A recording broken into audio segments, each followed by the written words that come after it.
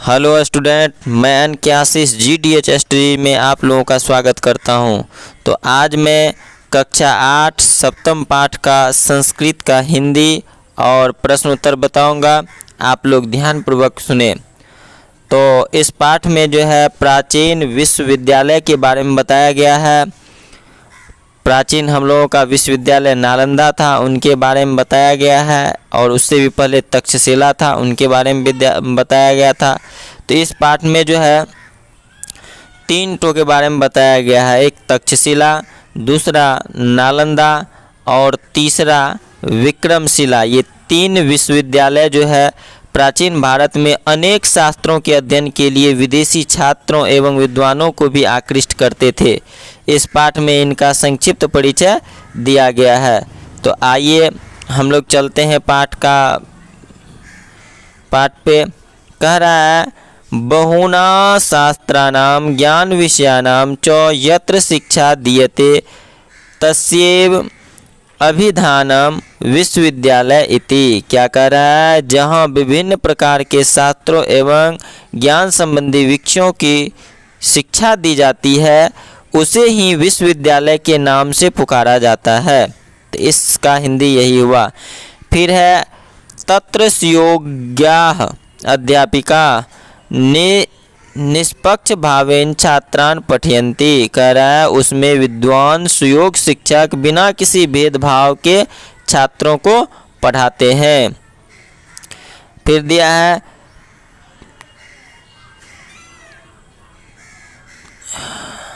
छात्रस्य परीक्षांतरमेव तत्र प्रवेशम लभ्यन्ते। और जो है छात्र प्रवेश परीक्षा पास करने के बाद ही उसमें प्रवेश पाते हैं। विश्वविद्यालयाः ज्ञान केंद्राणि भवन्ति ज्ञानस्य विकासो अपि तत्र निरंतर जायते। क्या कह रहा है? विश्वविद्यालय जो है ज्ञान का केंद्र होता है, ज्ञान का विकास भी वहीं से हमेशा होता है। प्राचीने भारते तक्षशिलायां प्रसिद्ध विश्वविद्यालय 60 शतके ईस्वी पूर्व में। क्या कह रहा है? प्राचीन भारत में 6ठी शताब्दी पूर्व ही तक्षशिला नाम का प्रसिद्ध विश्वविद्यालय जो था। फिर आगे है अवर्तत बौद्ध साहित्य। पुनः मैं इन सब का हिंदी ही बताते जाता हूँ क्योंकि लॉन्ग वीडियो बन जाता है। तो आइए यहाँ से बौद्ध साहित्य तक्षशिलाया भूयो भूयः उल्लेखा वर्तते। यहाँ से मैं बता रहा हूँ इसका हिंदी। बौद्ध साहित्य में इस विद्यालय का बार बार उल्लेख हुआ है, बुद्ध का जो साहित्य है उसमें। इसके बाद यह विश्वविद्यालय गंधार देश वर्तमान पाकिस्तान में था। उस समय जो है पाकिस्तान में था। उस देश की राजधानी तक्षशिला थी। इस समय तक्षशिला का खंडहर पाकिस्तान के रावलपिंडी के समीप है। यहाँ धनुष विद्या, आयुर्वेद तथा अन्य विषयों की शिक्षा दी जाती थी। इस विश्वविद्यालय में वैद्य, जैविक, व्याकरण, पाणिनि, मौर्य साम्राज्य के संस्थापक चंद्रगुप्त, कूटनीतिज्ञ चाणक्य आदि छात्र पढ़ते थे।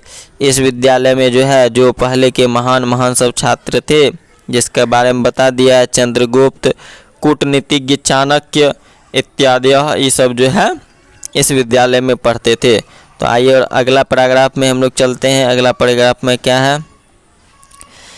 नालंदा विश्वविद्यालय विहारे एव आसीत। क्या कह रहा है? नालंदा विश्वविद्यालय जो है कहाँ है? बिहार में है। बिहार में ही था पहले। इसके बाद कह रहा है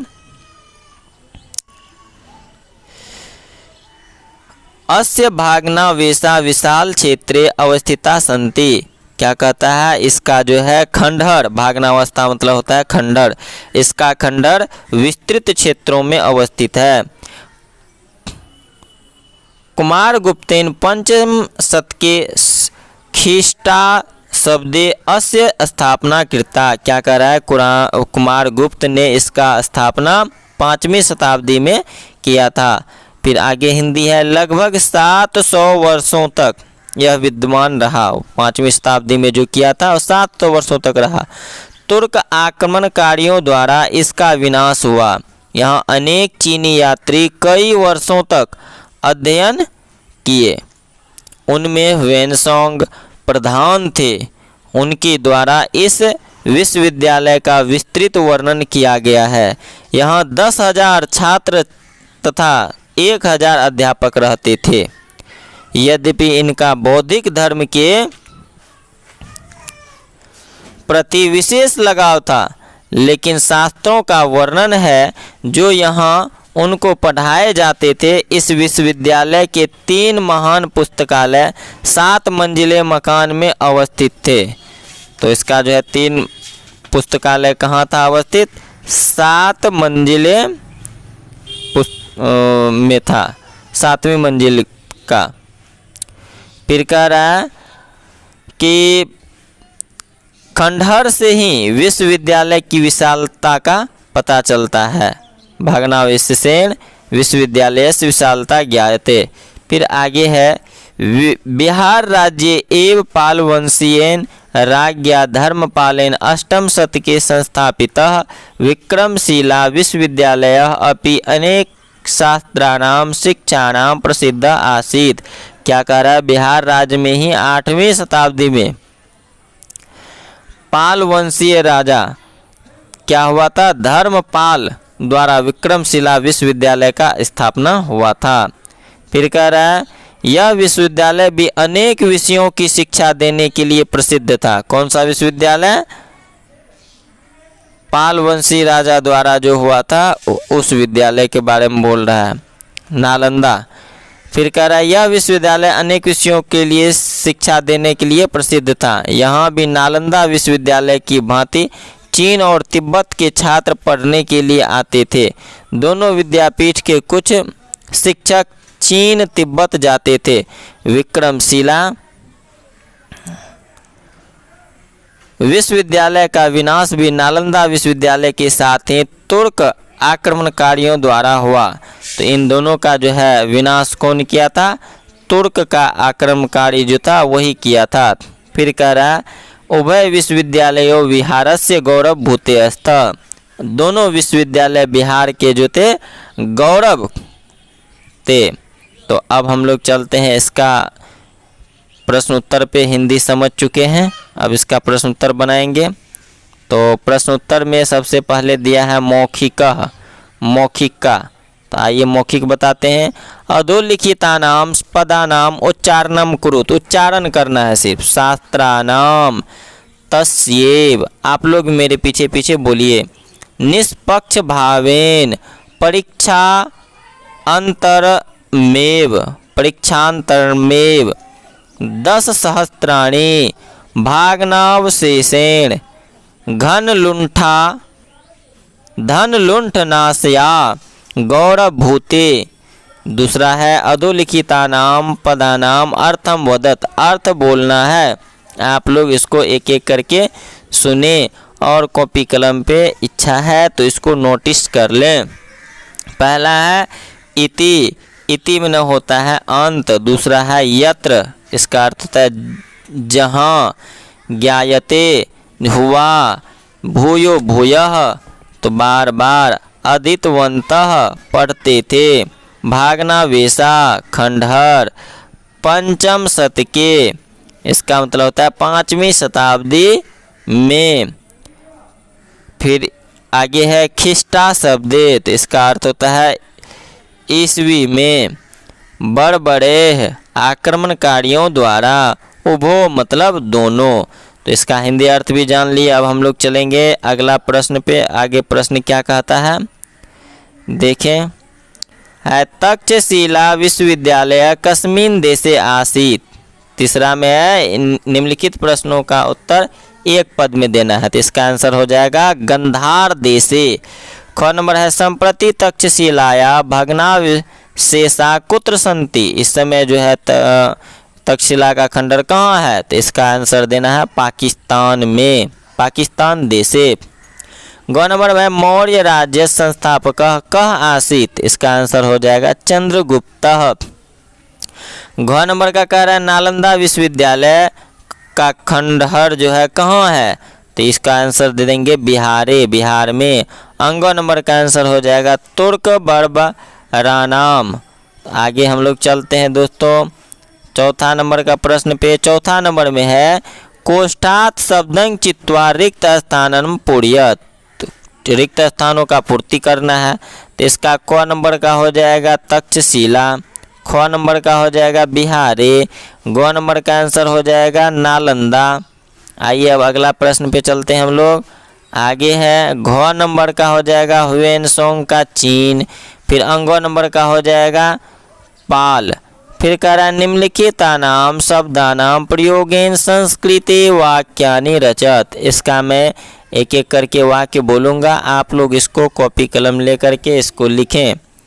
सिर्फ इसी वीडियो पे आधारित नहीं रहना है, कुछ अपना भी दिमाग को चलाना है, तेज करना है। तो पहला दिया है क्या अभिधानम, इसका हो जाएगा तब किम अभिधानम। आगे है तक्षशिला, इसका हो जाएगा अनुवाद, इसका जो है वाक्य बनाना है, तो इसका हो जाएगा तक्षशिला प्रसिद्ध अस्ति। आगे है चंद्रगुप्तः, इसका होगा चंद्रगुप्तः मौर्य वंशस्य संस्थापकः। फिर है ह्वेनसोंग, इसका हो जाएगा चीनी यात्रिकः ह्वेनसोंग आसीत्, ह्वेनसोंग जो है चीनी यात्री थे। फिर अंतिम में है अध्यापक, इसका हो जाएगा अध्यापकः देव भाषाम पाठयति। तो आइए अब हम लोग अगले प्रश्न पे चलते हैं। अगला प्रश्न क्या कहता है इसको देखें। मेलन कुरुत, इसको मिलान करना है, सिर्फ मिलाने के लिए कह रहा है, तो इसका क नंबर का आंसर हो जाएगा दूसरा विहारः, ख नंबर का हो जाएगा चौथा चीनी यात्रिकः, ग नंबर का आंसर हो जाएगा पहला मौर्य वंशः, घ नंबर का आंसर हो जाएगा पांचवा गंधारः, और अंग नंबर का आंसर धर्मपालः का हो जाएगा तीसरा पाल वंशः। तो आइए अब हम लोग अगले प्रश्न पे चलते हैं। अगला प्रश्न कहता है रिक्त स्थानों का पूर्ति करना है। इसमें दिया है एक वचन द्विवचन बहुवचन, एक वचन दिया है, द्विवचन या तो बहुवचन लिखना है। तो लभते का हो जाएगा लभिते और बहुवचन में हो जाएगा लभन्ते। ग का वर्तते का बहुवचन में हो जाएगा वर्तेन्ते। घ का अस्ताम हो जाएगा और आसन हो जाएगा। अंग का अस्ति का हो जाएगा अस्तः और बहुवचन में संति। तो आप लोग समझ रहे हैं दोस्तों। अगर वीडियो अच्छा लग रहा है तो आप लोग इसे बहुत सारे दोस्त के साथ शेयर करें, और चैनल पे नए हैं तो चैनल को सब्सक्राइब जरूर कर लें और बेल आइकन को प्रेस कर दें ताकि इसी टाइप का वीडियो आप तक सबसे पहले पहुंचे। आइए अगला प्रश्न पे हम लोग चलते हैं। 8वां नंबर के प्रश्न पे अधोलिखितानाम पदानाम संधि करो, संधि विच्छेद करना है। तो इसका हो जाएगा इति जोड़ आदयः। फिर अगला का हो जाएगा ख नंबर का अस्यपि, ग नंबर का छात्रः जोड़ च, घ का हो जाएगा तस्यैव, अंग का अत्रोनेके और च का हो जाएगा यद्यपि। 6 नंबर में क्या कह रहा है, 6 नंबर में कह रहा है विकास जोड़ अपि, इसका हो जाएगा विकासः जोड़ अपि, और ज नंबर का हो जाएगा अत्र जोड़ अपि। चलिए अब हम लोग चलते हैं कितना नंबर पे, 9वां पे। 9 में प्रकृति प्रत्यय विभागं कुरुत, प्रकृति प्रत्यय बताना है। तो पहला है दीयते, ये हो जाएगा दा जोड़ यक, ये लट लकार एक वचन में हो जाएगा, यक प्रत्यय से होगा। फिर है जन, इसका हो जाएगा जायते का जन जोड़ लट लकार से है, तो इसका आंसर जो है जन जोड़ लट लकार में आ जाता है एक वचन में। फिर अगला है क्या लभन्ते, इसका हो जाएगा लभ प्रत्यय से जो है, इसका हो जाएगा लट लकार प्रथम पुरुष एक वचन में। फिर अगला प्रश्न हम लोग देखें जरा थोड़ा सा, आसित है, यह भी अस धातु से बना है, यह भी एक वचन में है। फिर वभुव, यह जो करोति भी है एक वचन में है, इसका आंसर भी हो जाएगा यही। फिर अगला है क्या कृतः का हो जाएगा क्री धातु से है दोस्तों, यह भी एक वचन में ही है। अब हम लोग अगला प्रश्न पे हम लोग चलेंगे, 10वां नंबर के प्रश्न पे। यह जो है अक्तः प्रत्यय से है कृतः। तो आइए 10वां का आंसर हम लोग जानते हैं। सत्य या असत्य कहना है। तो क नंबर में कह रहा है तक्षशिला विश्वविद्यालय गांधार देश में है, तो इसका हो जाएगा आंसर सत्यम, सत्य हो गया। ख नंबर का आंसर असत्य है।